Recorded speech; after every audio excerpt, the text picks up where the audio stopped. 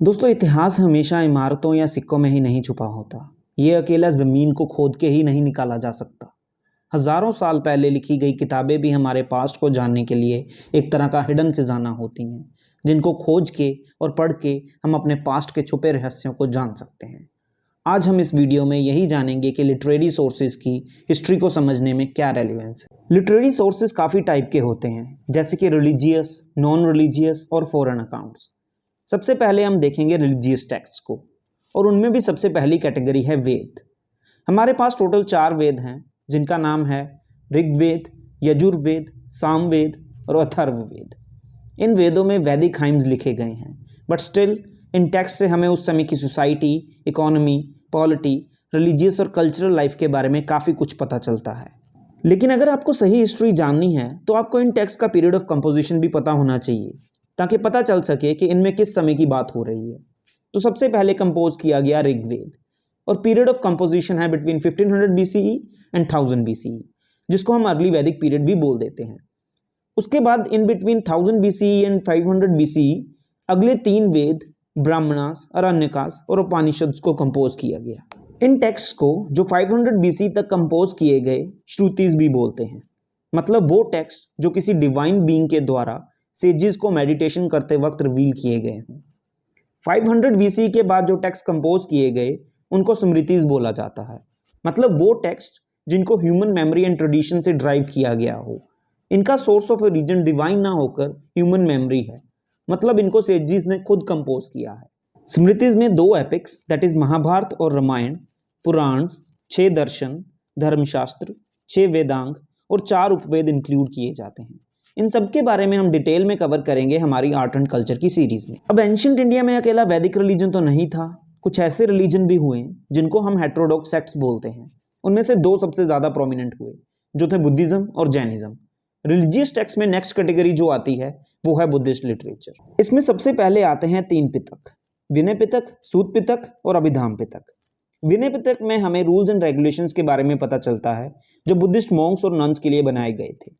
वहीं सूत पिटक में हमें बुद्धा या उनके क्लोज कंपेनियंस के द्वारा दिए गए सरमन्स के बारे में पता चलता है।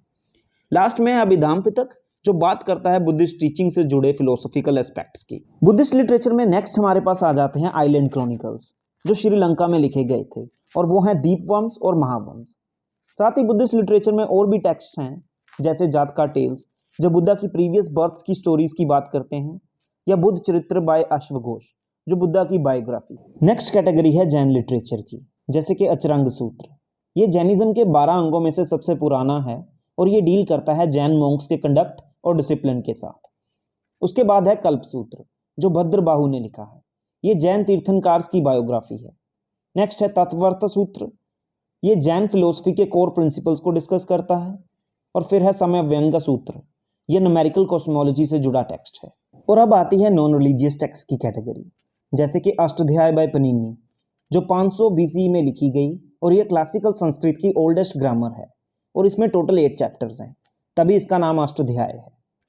और फिर आता है लॉ बुक्स, जैसे कि धर्मशास्त्र और धर्मसूत्र, जो 4 वर्णों के लिए ड्यूटीज ले डाउन करते हैं, एक राजा की क्या रिस्पॉन्सिबिलिटी हैं वो बताते हैं, और मैरिज और इनहेरिटेंस के लॉज मेंशन करते हैं।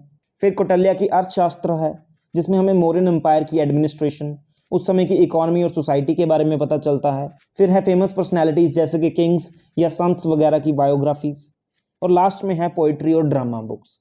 ये सभी हमारे पास इंपॉर्टेंट सोर्स ऑफ इंफॉर्मेशन बनता है हिस्ट्री का। लास्ट में आते हैं फॉरेन अकाउंट्स, जैसे कि ग्रीक अकाउंट्स, जिसमें मेगास्थनीज की इंडिका काफ़ी फेमस है, और ये हमें चंद्रगुप्त मौर्य के एम्पायर की इंपॉर्टेंट इंफॉर्मेशन देती है।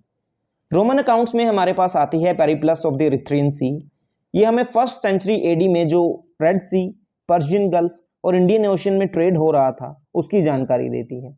वहीं पटोलमी की जोग्राफिया, जिसको हम ज्योग्राफी भी बोल सकते हैं, उससे हमें ज्योग्राफी और कॉमर्स के बारे में काफ़ी इंपॉर्टेंट इन्फॉर्मेशन मिलती है। प्लिनी की नेचुरल हिस्ट्री, जो 1st सेंचुरी CE में लिखी गई, से हमें इंडिया और इटली के बीच में चल रहे ट्रेड के बारे में पता चलता है। और लास्ट में आते हैं चाइनीज़ अकाउंट्स, जो चाइनीज़ ट्रैवलर्स ने अपनी इंडिया की जर्नी को डिस्क्राइब करने के लिए लिखे। इनमें सबसे पहला नाम आता है फाइयान का, जो 5th सेंचुरी AD में इंडिया आए।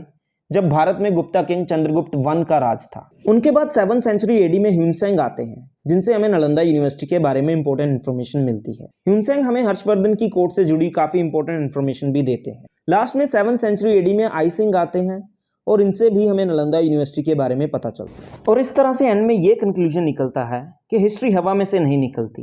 हिस्ट्री जानने के लिए हमें अलग अलग सोर्सेज जैसे कि आर्कोलॉजिकल सोर्सेज जिसमें इंस्क्रिप्शंस, कॉइन्स और मटेरियल रिमेन्स आते हैं, या लिटरेरी सोर्सेज को ढूंढना, देखना और एनालाइज करना पड़ता है।